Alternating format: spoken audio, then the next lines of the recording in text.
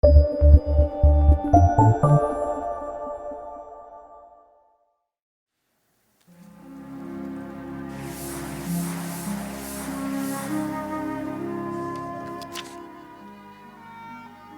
말씀은 창세기 18장 6절에서 7절 말씀입니다. 아브라함이 급히 장막으로 가서 사라에게 이르되 속히 고운 가루 세 스아를 가져다가 반죽하여 떡을 만들라 하고, 아브라함이 또 가축대 있는 곳으로 달려가서 기름지고 좋은 송아지를 잡아 하인에게 주니 그가 급히 요리한지라. 아멘.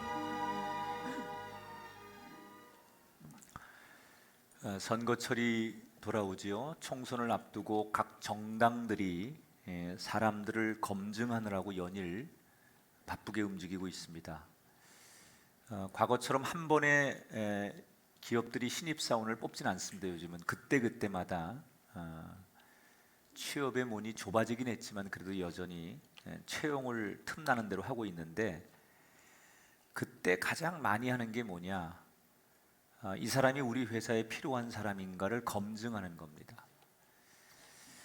최대한 검증해서 건강한 사람이라고 생각하고 딱 뽑아놨는데, 또는 영입을 했는데 나중에 그렇지 못한 부분이 드러나서 낭패를 보는 경우가 종종 있습니다.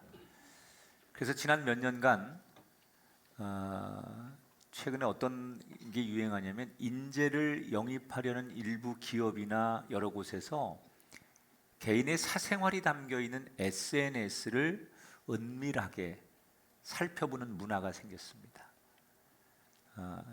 이력서나 자기소개서 말고 이 사람 평상시에 과거에 어떤 생각과 말과 행동을 했는가, 그래서 SNS를 뒤져서 그 사람을 검증하는 일도 요즘은 많이 하고 있답니다.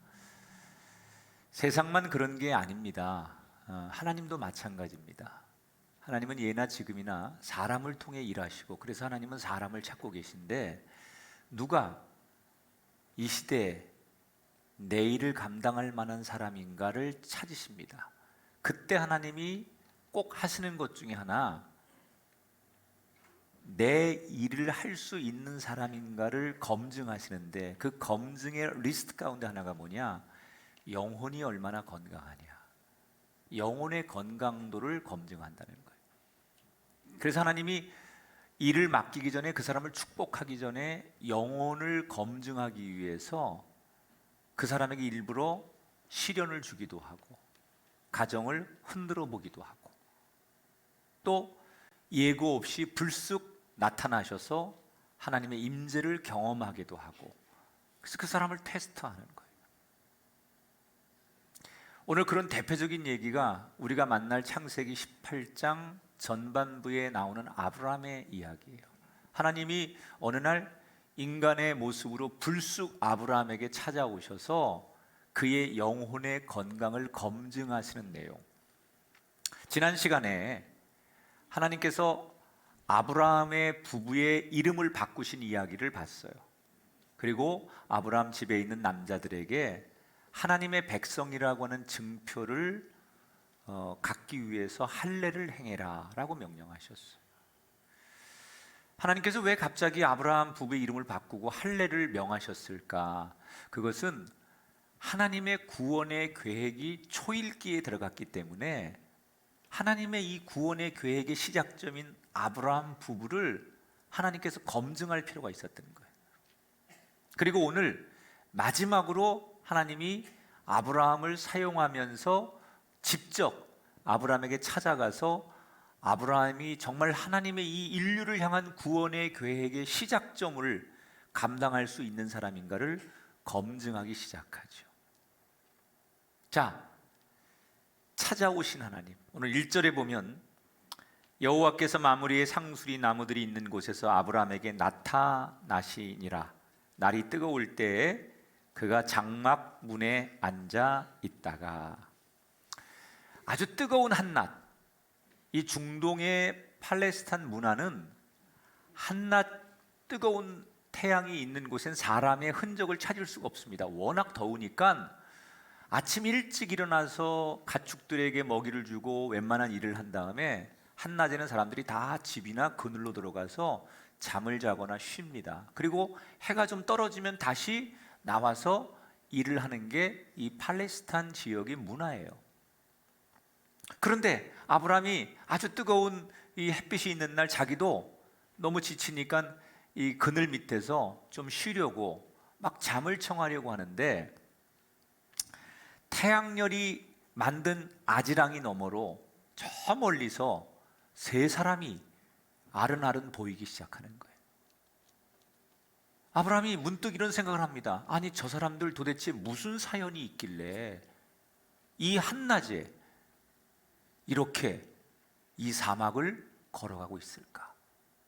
그리고는 아브라함이 몸을 일으켜 저쪽에서 오고 있는 나그네들을 향하여 뛰어가기 시작합니다. 그들이 누구인지는 모르지만 그들을 정성스럽게 자기 집으로 초청한 뒤에 자기가 할 수 있는 최고의 음식으로 그들을 접대하는 이야기. 아브라함은 왜 그랬을까요? 이것은 그 당시 이 중동 지역의 문화예요. 이걸 환대의 문화라고 하는데, 과거에 우리 양반들이 사대부의 문화 이런 거 있었어요. 목숨보다 더 중요하게 여기는 가치가 있었어요. 그러니까 이스라엘 백성들에게도 이 환대의 문화라는 것은 자기 목숨보다 더 중요하게 여기는 전통이고 관습이에요. 왜 이스라엘 백성들은 이 당시에 환대의 문화가 발달했을까? 몇 가지 이유가 있는데, 지나가는 나그네를 자기 집으로 초대해서 그들을 정성스럽게 대접하는 것은 나도 언젠가 나그네가 될 수 있다라는 걸 가정하는 거예요. 내가 모르는 사람을 잘 초대해서 쉼과 먹을 것을 제공하는 것처럼 나도 언젠가 나그네가 되어서 누군가에게 도움을 받아야 될 때가 있기 때문에 그때를 생각해서 이 낯선 사람에게 환대를 하는 것이 이스라엘의 문화예요. 또 좋은 친구를 사귈 수 있다는 장점도 있고, 그 당시는 지금처럼 정보가 공유되고 마을들이 많이 떨어져 있기 때문에 서로가 잘 몰라요. 그래서 지나가는 사람을 통해서 어디서 왔습니까? 그리고 세상 밖의 소식을, 정보를 서로 나눌 수 있는 삶의 지혜이기 때문에 이 환대의 문화가 발달했던 거예요. 아브라함은 아마도 그런 당시의 문화 속에서 지나가는 세 사람을 환대해 줬을 거예요. 그런데 여러분 아시다시피 이 세 사람은 조금 전에 읽은 1절에 보면 그냥 사람이 아니에요. 하나님과 두 천사예요. 우리가 성부 하나님은 인간이 볼 수 없는 하나님이에요. 그런데 성자 하나님은 인간이 보는 거죠. 그게 예수님이에요. 이미 성부 하나님께서 아브라함에게 나타나실 때 이 땅에 성자 하나님으로 오시는 것을 예표하는 거예요. 지금 이 아브라함에게 나타나시는 사건이 인간의 모습으로 오시는 거죠, 하나님이. 그런데 이 아브라함이 하나님인 줄 모르고 그냥 자기들의 풍습과 관습으로 이 사람들을 잘 대접을 했는데, 이건 일반적인 당시의 관습을 뛰어넘는, 성경에 보면 조금 일반적인 관습보다 조금 더 깊이 들어가는 환대를 하고 있다는 것을 느낄 수 있어요. 그게 뭐냐면, 대개 손님들이 자기 집 문 앞에 왔을 때 그 사람을 초대하거나 그 사람을 맞이하는 게 관습인데, 아브라함은 저 아지랑이 너머에서 사람의 존재가 보이는 순간 뛰어갔다 그랬어요. 누군지 모르지만 그 사람들을 향해 아브라함이 먼저 뛰어가서 우리 집에 와 달라고 부탁을 해요. 근데 부탁하는데 오늘 성경 3절에서 5절 보면 이렇게 표현합니다. 내 주여. 그 사람들에게 아브라함이 뭐라고 해요? 내 주여, 원하건대 종을 떠나 지나가지 마시옵고 당신들의 마음을 상쾌하게 하신 후에 지나가소서. 그 사람들을 가리켜서 하나님인 줄 모르고 내 주여 그랬어요. 이건 하나님을 호칭하는 얘기가 아니에요. 여기서 말하는 내 주여라는 말은 히브리어로 아도니라는 말인데, 이것은 우리말로 해석하면 어르신 이런 뜻이에요. 선생님, 극존칭으로 쓰는 말. 아도나이라는 말은 주님이라는 얘기지만 아도니라는 말은 이것은 그 어른을 예우할 때 쓰는 존칭어예요. 그러니까 내 주여라는 얘기는 어르신, 아니 지금 이 무더운데 어찌 이렇게 이런 곳을 지나가십니까? 큰일 나십니다. 저희 집에 오셔서 편히 좀 잠시 쉬었다 가십시오. 편안하게 생각하십시오. 저를 종처럼 생각하셔도 좋습니다. 이렇게 아주 지나칠 정도로 극존칭을 써가면서 그들을 초대해 줬다는 거예요. 두 번째, 그들을 초대해서 음식을 대접하는데 대개는 손님들이 먹을 만큼의 음식을 만들면 되잖아요. 그런데 아브라함은 그렇지 않아요. 6절에서 7절에 보면 사라에게 이르되 고운 가루 세 쌀을 가져다가 떡을 만들라 하고 또 기름지고 좋은 송아지를 잡아 하인에게 주었다 그랬어요. 자, 아브라함이 빵을 만들게 한 후 고운 가루 세 스하, 이 수치는요 지금 환산하면 한 22리터쯤 됩니다. 여러분, 밀가루 22리터면요 그 빵은 수백 명이 먹고도 남습니다. 세 사람의 손님에게 식사를 접대하기 위해서 수백 명이 먹고도 남을 만한 빵을 준비했다는 거예요. 또 세 사람을 위해서 가장 좋은 살찐 송아지를 잡았대요. 이렇게 많이 음식을 만들 이유가 없는데 왜 아브라함은 누군지도 모르는 그 세 사람의 나그네를 위해서 지나치다 싶을 정도로 많은 양의 음식을 준비한 걸까? 그것은 이 세 손님을 맞이하는 그 집안의 분위기를 얘기하는 거예요. 잔치를 열겠다는 거예요. 아브라함은 이미 자기들의 가족과 식솔들이 수백 명이 넘었을 거예요. 왜냐하면 조카 롯이 전쟁 포로로 끌려갔을 때 그 롯을 구하기 위해서 300명의 군사를 이끌고 갔잖아요. 그러니까 자기의 식솔들이 적어도 수백 명이 넘었는데 오늘 손님들을 환대하면서 우리 함께 오늘 파티를 열겠다, 내 식솔까지도 함께 기쁨의 잔치에 참여시키겠다라는 의미로 많은 양의 음식을 준비하는 거예요.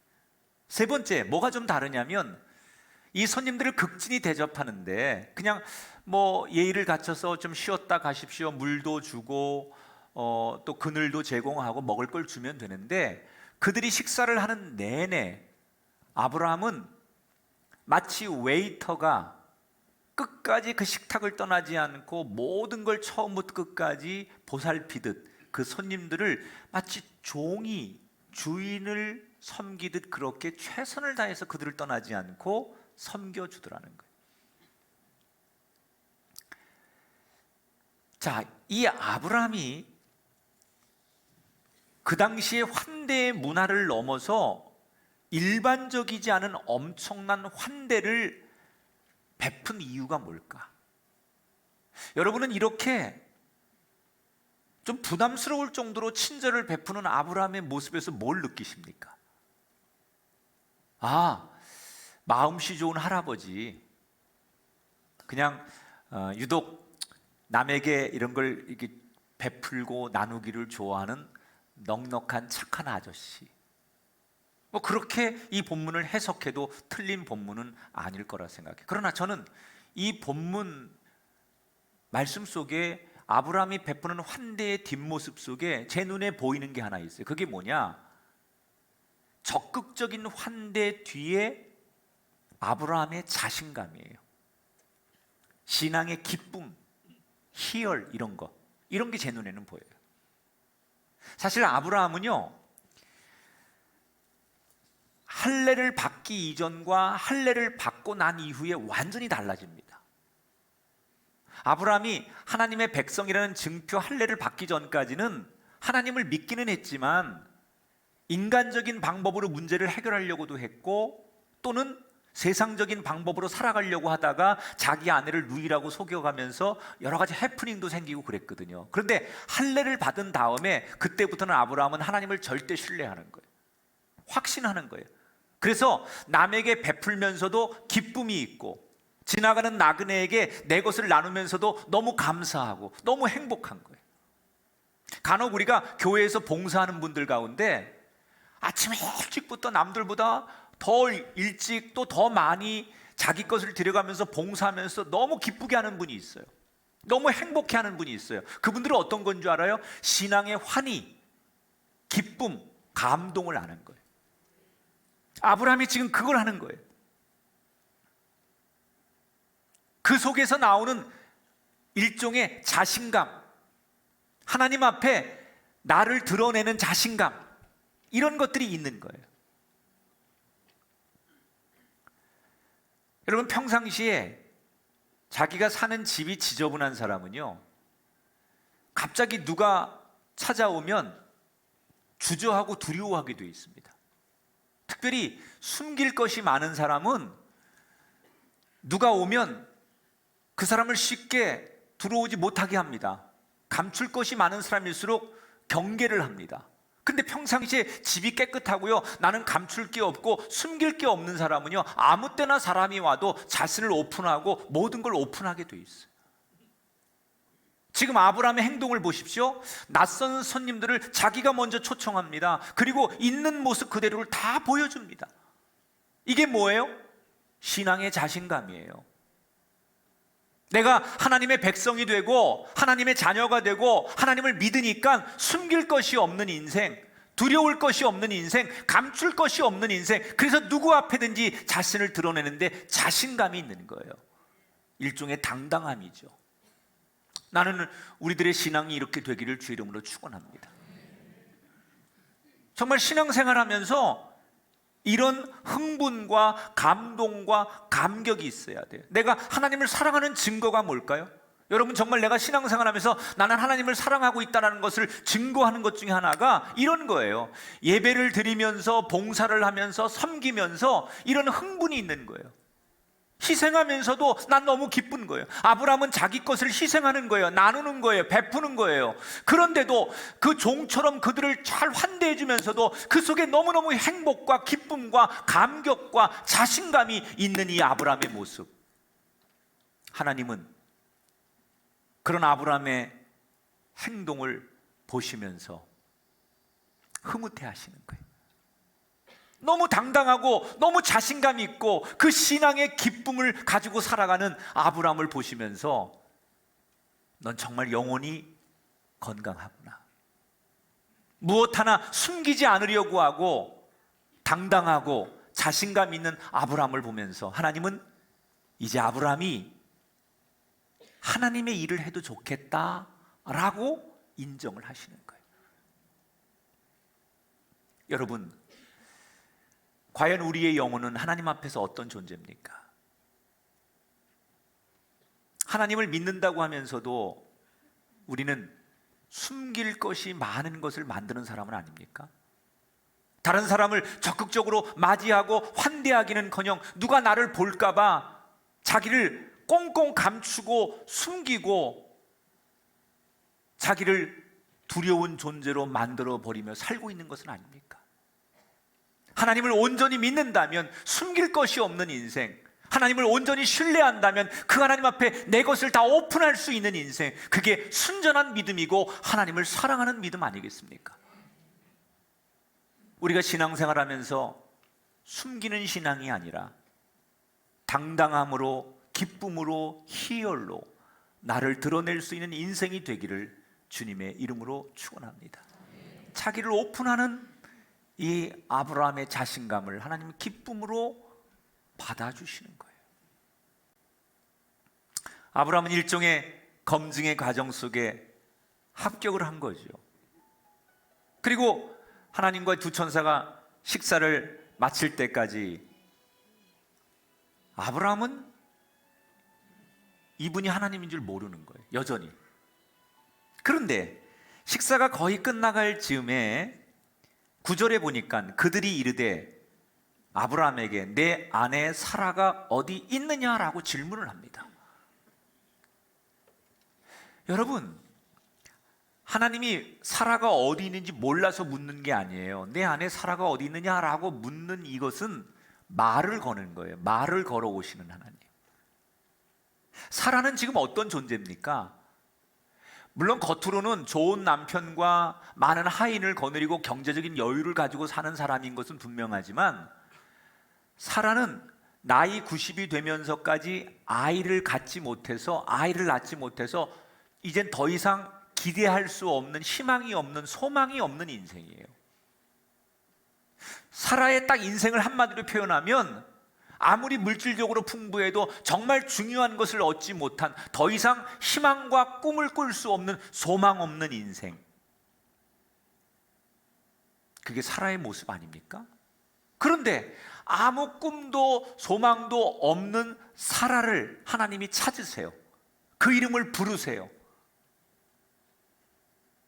여러분, 오늘 이 사라를 찾으시는 하나님의 음성이 오늘 어쩌면 이 예배를 드리러 나오기까지 몇 날 며칠 나는 소망이 없고 가능성이 없고 나는 모든 걸 포기하고 절망하고 완전히 어둠 속에서 모든 인생을 내동뱅이 치고 오늘 흐느적거리는 마음으로 여기 나오신 분이 있다면, 여러분의 인생에, 여러분의 가정에, 여러분의 삶의 자리에 사라를 찾으시는 하나님의 음성이 여러분을 찾으시는 음성으로 바뀌어지게 되길 주 이름으로 축원합니다.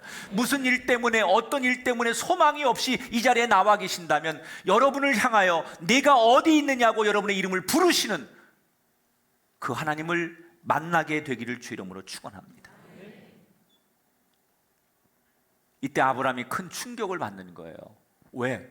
자기는 자기 아내를 이야기한 적이 한 번도 없었거든요.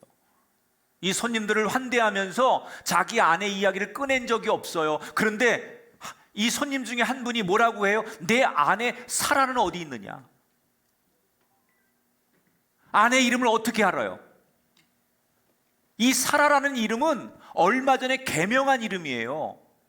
그런데 정확하게 개명한 이름까지 사라라고 명칭을 써가면서 내 아내 사라가 어디 있느냐고 물으시는 이 질문에 아브라함은 놀랄 수밖에 없어요. 그리고 이때 아브라함이 이것은 그냥 평범한 나그네가 아니고 하나님이구나라는 것을 직감적으로, 영적으로 아브라함이 아는 거예요. 그러니까 하나님이 자신의 존재를 살짝 드러내는 거죠, 여기서. 그러니까 영적으로 민감한 사람은 벌써 이게 하나님이시구나라는 것을 알지만, 이게 좀 둔한 사람은 하나님인지 뭔지 모르겠죠. 그러나 아브라함은 이때 이 존재가 하나님인 것을 알게 되는 거예요. 아브라함이 공손하게 대답하죠. 네, 저희 아내는 지금 장막 안에 있습니다. 이때 하나님께서 아브라함에게 큰 소리로 이야기를 하는데 아브라함만 들리게 하는 게 아니라 장막 안에 있는 그의 아내 사라도 들릴 만큼 큰 소리로 말씀을 하시는데, 뭐라고 말씀하시느냐? 내년 이맘때 내 아내 사라에게 아들이 있을 것이다. 바로 전에 17장에 하나님이 하셨던 약속을 다시 한번 하는 거예요. 그런데 여러분, 이 약속은 사실 놀랄만한 약속이 아니에요. 왜? 하나님은 아브라함을 만났을 때부터 처음부터 이 약속을 하셨어요. 본토 친척 아비집을 떠날 때부터 그가 가는 곳마다 하나님은 시간 될 때마다 너에게 너의 아내를 통하여, 너의 몸을 통하여 내가 아들을 허락할 것이다 라고 하나님이 계속 말씀하셨어요. 그 말씀을 반복하는 거예요. 여러분, 하나님은 어떤 분이냐? 하나님이 한번 말씀하시고 약속하시고 하나님이 한번 선포하신 것을 어느 때나 변함없이 동일하게 지키시고 어제나 오늘이나 내일이나 변함이 없는 분이 하나님이라는 거예요. 저와 여러분을 향해 내가 너를 사랑하리라, 너는 내 자녀고 내가 너를 고아처럼 버려두지 아니할 것이고 내가 부르짖으면 내가 너와 함께 할 것이고 너를 도우리라고 약속하셨다면, 그 약속을 여러분이 듣고 그 약속을 믿는다면 하나님은 어제나 오늘이나 영원토록 여러분에게 동일하신 분이에요. 아브라함이 그 하나님의 약속을 못 믿고 중간에 인간적인 방법으로 아들을 얻으려고 한 적도 있었고, 하나님을 등지고 세상 길로 출세하려고 나간 적도 있었어요. 그렇다고 해서 하나님은 당신이 하신 말씀을 번복하지 않아요. 때때로 우리가 하나님을 등지고 살 때가 있어요. 하나님을 떠날 때가 있어요. 그러나 하나님의 시선은 한 번도 우리를 떠난 적이 없어요. 우리는 하나님을 등지고 세상 길로 가도 하나님은 당신이 내가 너를 사랑하기로, 내가 너를 구원하기로, 내가 너의 자녀와 너의 가문을 일으키기로 약속하신 이상 저와 여러분을 한 번도 떠나지 않으시는 하나님. 하나님의 속성은 변함없이 영원히 동일하신 하나님이라는 거예요.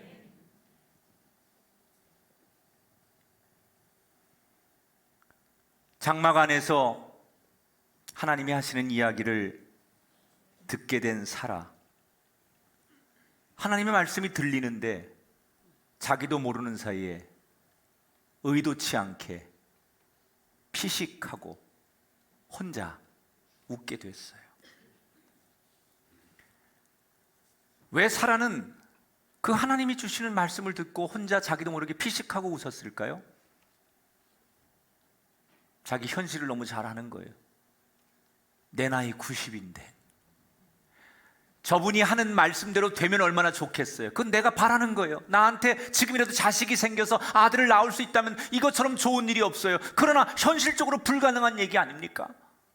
내 나이인데 내 나이에 90이 넘은 할머니가 아이를 낳는다? 이거는 상식적으로 세상적으로 안 되는 이야기예요. 그러니까 자기도 모르게 너무 바라는 이야기지만 그 이야기를 듣는 순간 본능적으로 불신하는 웃음을 웃게 된 거예요.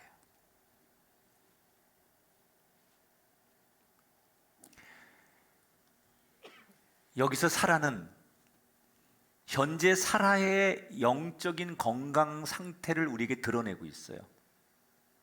엄밀히 말하면 사라는 하나님을 믿었지만 하나님의 능력은 믿지 못했던 사람이에요. 여러분, 우리가 신앙생활하면서 건너야 될 강이 하나 있어요. 그게 뭐냐? 저와 여러분의 믿음이 믿기는 믿는데 내가 생각하고 내가 상식적으로 이해와 동의가 되는 것은 믿지만 내 생각에 내 상식으로 이게 가능할까라고 생각하면서 불가능한 것을 믿지 않는 믿음 생활하는 분들이 얼마나 많은지 몰라요. 이게 우리의 믿음 아닙니까? 우리의 생각과 상식으로 그건 가능할 것 같아 라고 하면 기도하고 그걸 믿지만 이게 정말 가능하겠어? 이건 정말 우리 힘으로 안 되는 거야 라고 불가능하게 여기는 것까지 여러분 정말 믿습니까? 우리가 그런 믿음은 갖지 않는다는 거예요. 사라의 믿음이죠. 진짜 믿음은 하나님이 말씀하시니까 내가 생각하는 걸 뛰어넘으시고 내가 상식적으로 가지고 있는 판단보다 뛰어넘는 그걸 믿는 게 믿음이에요. 그게 믿음이에요. 히브리서 기자는 뭐라고 말합니까? 믿음이 없이는 하나님을 기쁘시게 할 수 없다 그랬어요. 사라는 그의 영혼의 건강 상태가 자기의 생각과 자기의 범위를 벗어나지 않는 믿음을 갖고 있었어요. 13절 14절에 사라를 깜짝 놀라게 하는 이야기가 들리죠. 사라가 왜 웃으며 이르기를 내가 늙었거늘 어떻게 아들을 낳으리요 하느냐? 여호와께 능하지 못한 일이 있겠느냐? 사라야, 너 지금 내가 이렇게 늙었는데 무슨 아들을 낳는다고 그래? 이렇게 생각하면서 웃고 있지? 너 하나님이라면, 하나님이 하시는 일이라면 능치 못한 일이 있다고 생각하느냐? 이렇게 질문하는 거예요. 이 장면에서 하나님은 아브라함에게 뿐만 아니라 사라에게도 자신의 존재를 완전히 드러내는 거예요. 하나님의 존재를 완전히 드러내잖아요. 한번 따라 합시다. 여호와께 능하지 못한 일이 있겠느냐? 여러분, 이 질문은 오늘 여러분에게 하시는 질문이에요. 하나님께서. 여러분, 이 질문을 듣고 뭐라고 대답하시겠어요? 여호와께 능하지 못한 일이 있겠느냐? 이렇게 여러분에게 묻고 계세요. 여러분, 이 질문에 대해서 뭐라고 대답하시겠어요?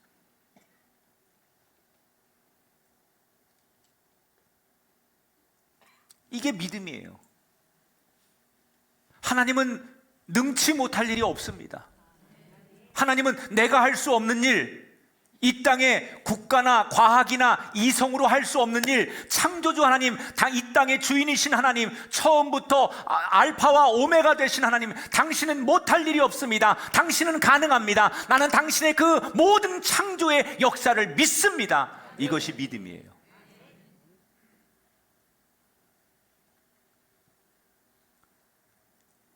인간이 하는 말은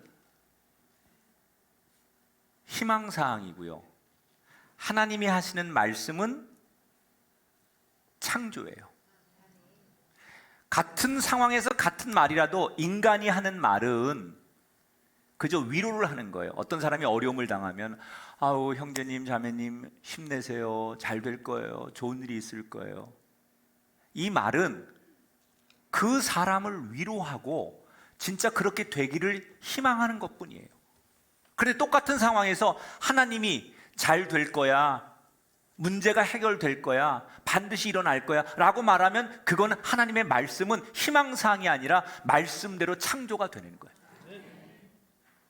그러므로 우리는 신앙생활을 하면서 자꾸 교회 와서 사람의 말로 위로받는 거에 대한 습관을 가지면 안 돼요.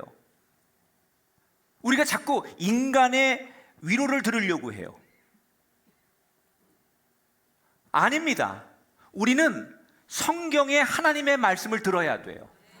교회에 와서 우리가 힘들수록, 우리가 절망할수록 인간이 주는 위로, 인간이 전하는 위로, 또 희망상 이런 걸 듣는 게 우리의 신앙이 아니에요. 우리는 하나님 말씀을 들어야 돼요. 말씀을 붙들어야 돼요. 그 말씀이 나를 일으키고요, 그 말씀이 와 닿으면 기적이 일어나고요, 그 말씀이 오는 순간 우리에게 새로운 창조의 능력이 시작되는 거예요. 그런데 너무 많은 사람들이 인간의 위로를 듣고 싶은 거예요. 자꾸. 이건 대단히 우리 스스로 우리의 믿음을 함정으로 빠뜨리는 거예요. 인간의 위로는 귀로 들려서 머리로 갑니다. 그러나 하나님의 말씀은 귀로 들려서 가슴으로 오는 거예요.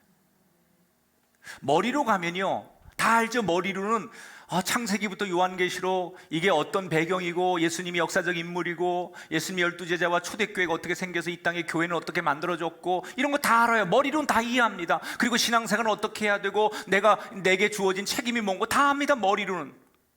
그게 신앙이 아니에요. 그건 이성이고 그건 우리의 지식이고 그건 우리의 상식이고 우리가 합리성입니다.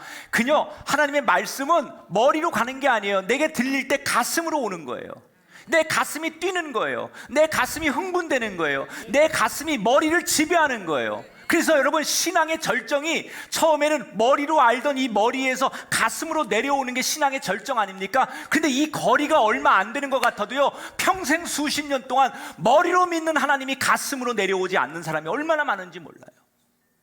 인간의 위로, 인간이 주는 합리적인 이야기에 그저 그것이 좋은 설교라고 생각하고 그것이 신앙의 전부라고 생각하고 그래서 귀로만 듣고 머리로만 차여있는 신앙의 말씀이 아니라 하나님의 말씀이 내 가슴 속에 들려오는, 내 영혼 속에 들려오는, 그것이 나를 살리고 우리를 회복하는 거예요.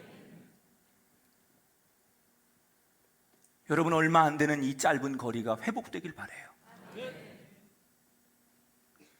하나님의 말씀이 닿으면 창조가 일어나고 하나님의 말씀이 떨어지면 기적이 일어나고 하나님의 말씀이 떨어지는 곳에는 변화가 나타나요. 그러나 사람의 말이 떨어지는 곳에 그런 일이 일어나지 않아요. 오늘 여러분에게 하나님의 말씀을 붙들고 가는 예배가 되시고 그 말씀을 믿는 여러분이 되기를 주님의 이름으로 축원합니다. 하나님께서 사라에게 묻는 거예요. 너 왜 웃었느냐?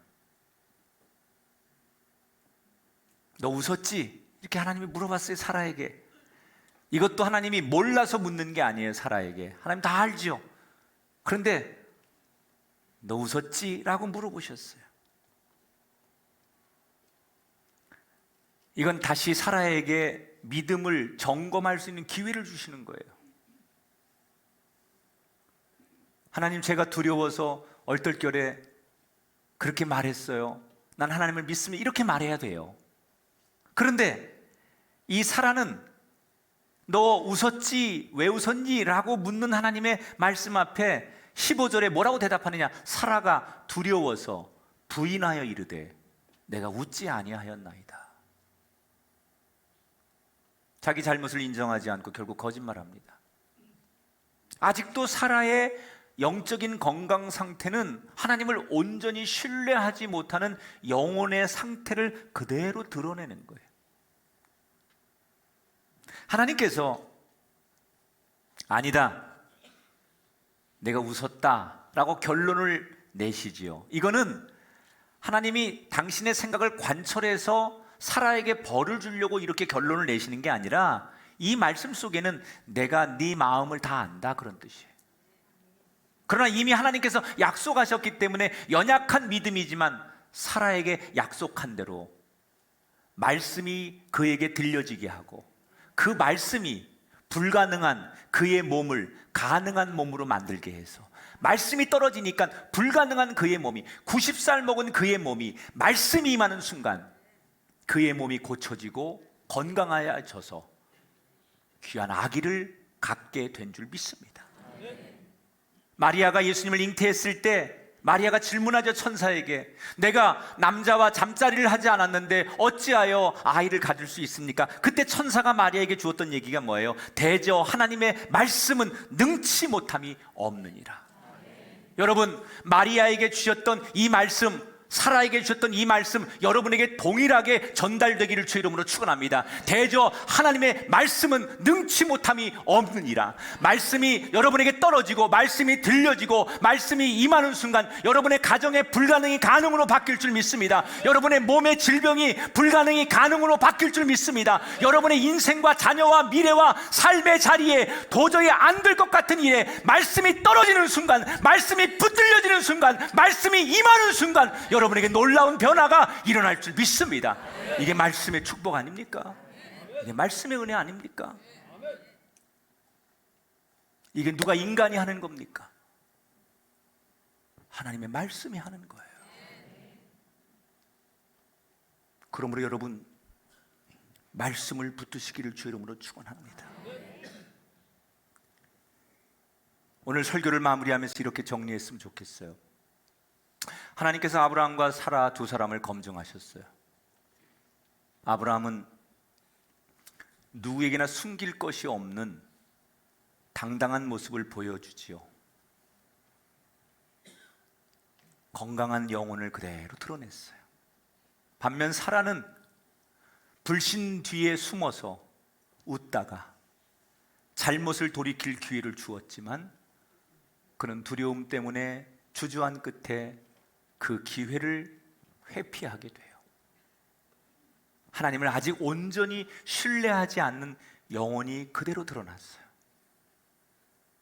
그러나 연약한 그 믿음 위에 하나님의 말씀이 임했을 때, 말씀이 그를 다시 일으켜 세운 것처럼 우리가 때때로 연약하고 부족해도 말씀이 우리를 지배하고 우리 위에 있을 때 주의 능력이 나타날 줄 믿습니다. 여러분은 아브라함의 모습과 사라의 모습 속에 나의 현 주소는 어디에 있다고 생각하십니까? 이 시간 결단하십시오. 아브라함처럼 감출 것이 없는 그 하나님을 신뢰하기에, 내가 하나님 앞에 예배할 때마다, 하나님 앞에 나올 때마다 내 안에 세상이 줄 수 없는 감동과 감격과 희열로 하나님을 나는 노래하리라. 그게 진짜 신앙의 정수예요. 세상 사람들이 보면 새벽부터 하루 종일 자신의 것을 들여가면서 저렇게 애쓰는 저 사람들이 이해가 되지 않는 그들의 삶의 진짜 진리는 나를 감동케 하는 하나님의 말씀. 그 말씀이 우리를 붙들어서 우리를 아브라함처럼 하나님 앞에 온전하게 세우게 하는 또 다른 축복의 여정이 저와 여러분의 삶의 자리에 함께 하시기를 주의 이름으로 축복합니다.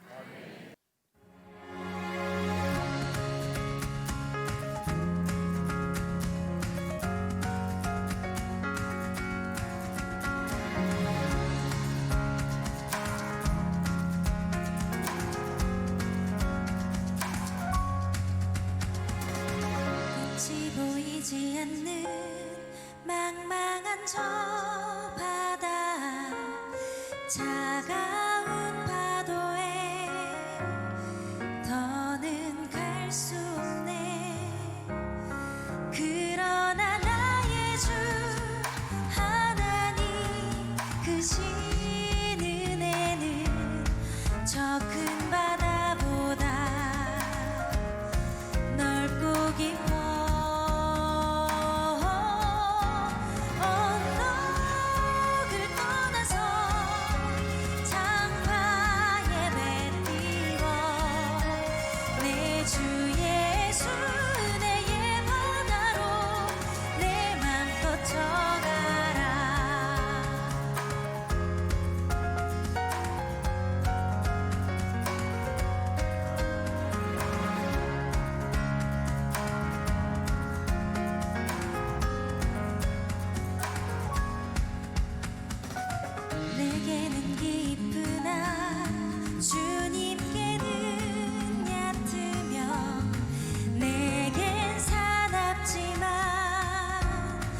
주 앞에 잠잠해 저 바다 속으로 주저앉고 들어가 보리 주의 강한 손이 날 이끄시니 언덕을 떠나서 장파에 배 띄워 내 주 예수 내의 바다로 내 맘껏 져가라 언덕을 떠나서 장파에 배 띄워 내 주 예수 내의 바다로 내 맘껏 져가라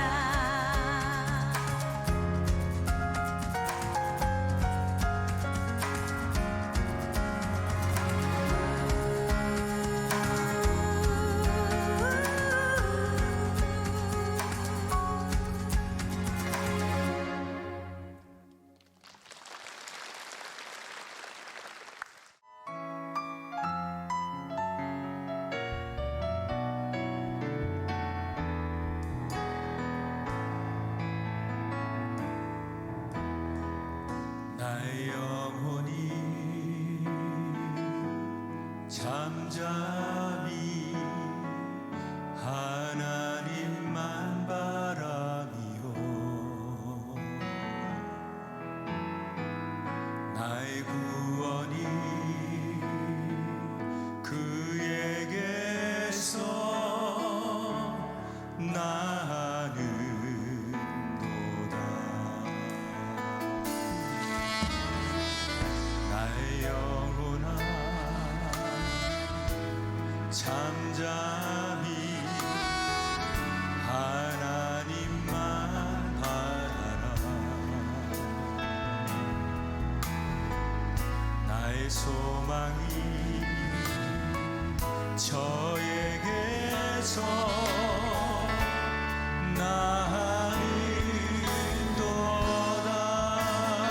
나는도다 주만이 나의 반석 나의 구원이시니 주만이 나의 산성 내가 요동치 아니하리 다시 한번 나의 영혼이 간절히 나의 영혼이 간절히 여호와를 갈망하며 나의 입술이 여호와를 찬양하니 나의 입술이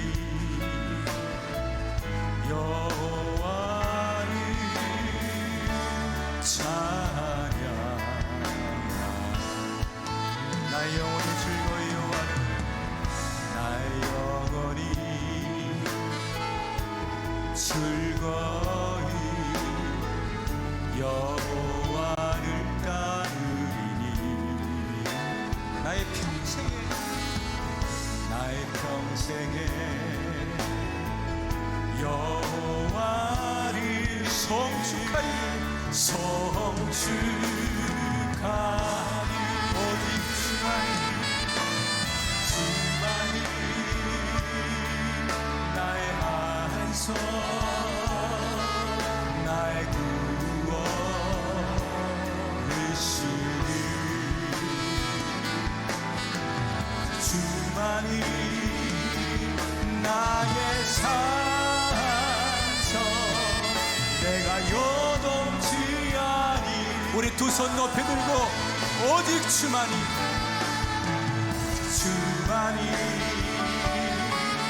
나의 반석 나의 구원이시니 오직 주만이 나의 산성 내가 요동치 아니하니 내가 요동치 온전치 아니하리.